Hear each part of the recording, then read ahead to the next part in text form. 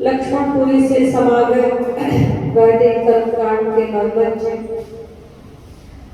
श्रद्धे पंडित दीनानाथ जी शास्त्री, जिनकी सुंदर सुमधुर स्वर लहरियों का रसपान कर रहे थे, ऐसी हमारी स्नेही बहन धर्मरक्षिता गुरुकुल अयोध्या के सम्मानित ब्रह्मचारीगण, संयोजक जी, विभिन्न नारी समाजों से समागत पदाधिकारीगण और इस सारे समाज के आदरणीय प्रधान जी, मंत्री जी, सभी पदाधिकारीगण, स्त्री आर्य समाज के सभी पदाधिकारीगण और ब्रह्मचारी,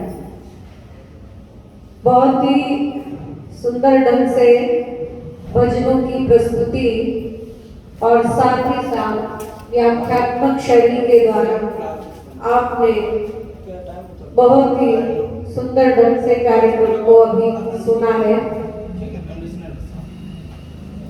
एक घटना याद आती है कि एक बार एक महापुरुष कुछ पुस्तकें बांट रहे थे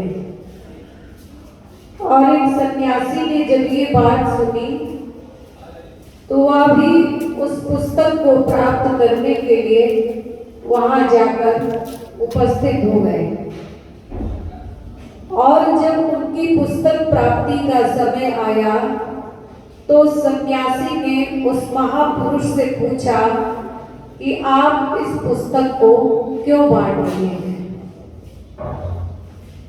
अब मैं आपको स्पष्ट करती चलूं, जो पुस्तक बांट रहे थे वह थे पौराणिक जगत के मूर्धन्य विद्वान पंडित मदन मोहन जी मालवीय, और जो उनसे पुस्तक ले रहे थे वह थे आर्य जगत के उच्च कोटि के सन्यासी स्वामी विवेकानंद सरस्वती। तो जब उन्होंने उनसे पूछा कि आप इस पुस्तक को क्यों बांट रहे हैं, तो पंडित मदन मोहन जी मालवीय ने कहा कि मैं इस पुस्तक को इसलिए बांट रहा हूं कि जो भी व्यक्ति इस पुस्तक का स्वाध्याय कर लेगा, इस पर मनन और चिंतन कर लेगा, वह व्यक्ति अपने सिद्धांत से पृथक नहीं होगा, वो कभी अपनी संस्कृति से विचलित नहीं होगा। ये थे विचार पौराणिक जगत के मूर्धन्य विद्वान पंडित मदन मोहन मालवीय के। पौराणिक होते हुए भी आर्य समाज के ग्रंथों के संदर्भ में उनकी इतनी ऊंची आस्था थी। और आप लोगों ने भी अब तक दुनिया के बहुत सारे ग्रंथ पढ़े होंगे और उन ग्रंथों के अंदर आपने पाठ पढ़े होंगे, अध्याय पढ़े होंगे, खंड पढ़े होंगे, सर्ग पढ़े होंगे, वर्ग पढ़े होंगे, उत्सर्ग पढ़े होंगे, उल्लास पढ़े होंगे, लेकिन महर्षि दयानंद सरस्वती ने अपने ग्रंथ के अंदर लिखे तो समुल्लास लिखे। समुल्लास का अर्थ है सम बराबर उल्लास उत्साह। जिसको पढ़ने में लेश मात्र भी उत्साह की कमी ना हो, उत्तरोत्तर उत्साह की वृद्धि ही होती चली जाए, ऐसे उसका नाम है समुल्लास।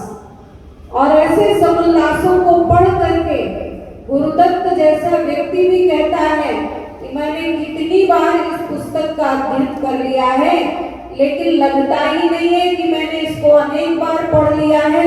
जब जब पढ़ता हूँ तब तब इसमें मुझे कोई ना कोई नवीन बात ही दृष्टिगोचर होती है। तो ऋषि दयानंद के जो ग्रंथ हैं, अभी एक ग्रंथ का उदाहरण ये दे रही थी, तो उनके जो प्रमुख ग्रंथ हैं सत्यार्थ प्रकाश, दूसरा ऋग्वेद आदि भाष्य भूमिका।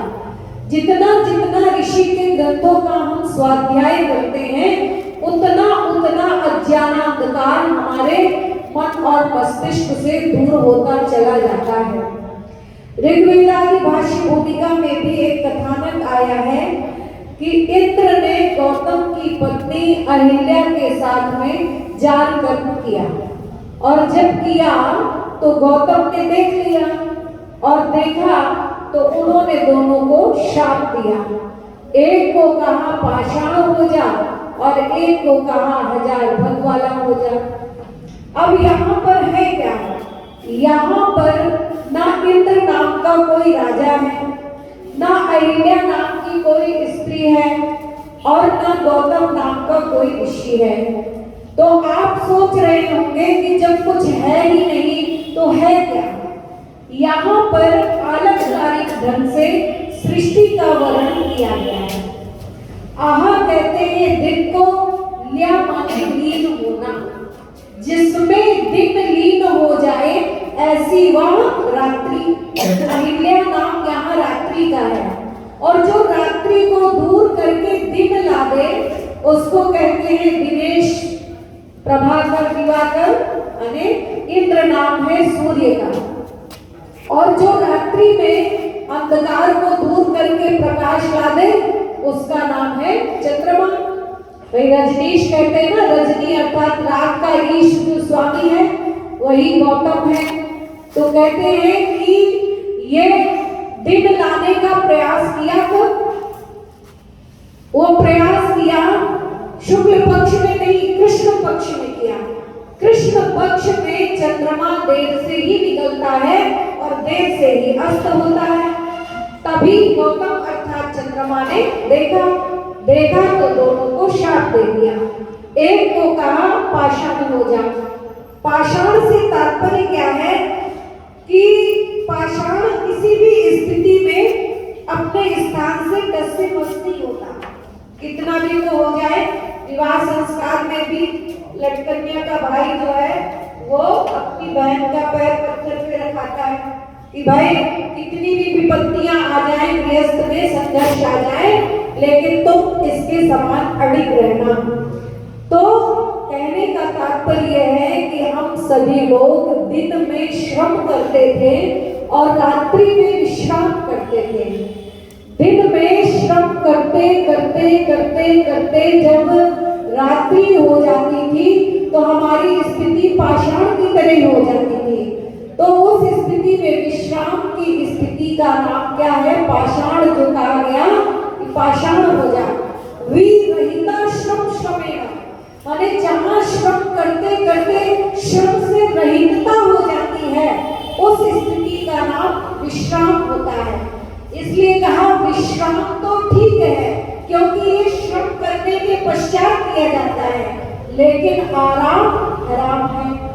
और जो कहा 1000 भग वाला हो जा, इससे तात्पर्य है सूर्य की अनेक किरणों से, लेकिन यहाँ हमने आशय क्या लिया? ऋषि भी दिख गए। तो इस तरह से जब जब आप ऋषि दयानंद के वक्तव्यों को पढ़ेंगे तब तब आपके अंदर से अज्ञानांधकार दूर होता चला जाएगा।